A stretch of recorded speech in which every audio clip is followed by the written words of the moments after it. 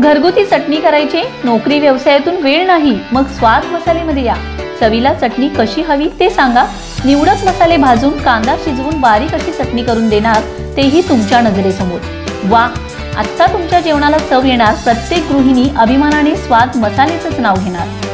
आमचा पत्ता स्वाद मसाले, गेस्ट हाऊस शेजारी पलूस, साळशिंगे रोड, महात्मा विद्यालय शेजारी विटा। संपर्क 99 625 215 88 558 081 62।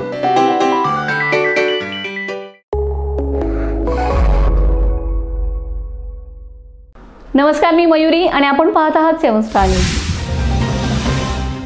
विटा तालुका खानापूर येथील अरुण भाऊ ऐवळे वय 60 वर्ष, राहणार भवानीमाळ पाटील वस्ती विटा यांनी त्यांच्या राहत्या घरी गळफास घेऊन आत्महत्या केली व वैशाली मोहन निकम वय 43 राहणार नागेवाडी यांचा राहत्या घरी घरगुती गॅस सिलेंडरचा स्फोट झाल्याने त्यांचा मृत्यू झालाय। या दोन्ही घटनांची तक्रार विटा पोलिसात दाखल करण्यात आली असल्याची माहिती विटा पोलिसांनी दिली। अरुण ऐवळे राहणार भवानीमाळ पाटील वस्ती विटा यांनी दिनांक 17 जून रोजी दुपारी 2 वाजण्याच्या सुमारास गळफास घेऊन आत्महत्या केली।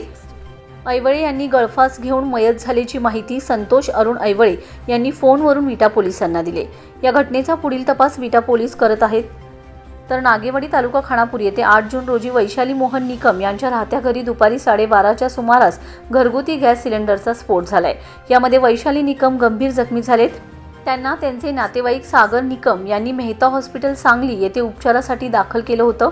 या उपचारादरम्यानच दिनांक 17 जून रोजी वैशाली निकम यांचा मृत्यू झालाय, अशी माहिती डॉक्टर अजित मेहता हॉस्पिटल सांगली यांनी फोनवरून विटा पोलिसांना दिली।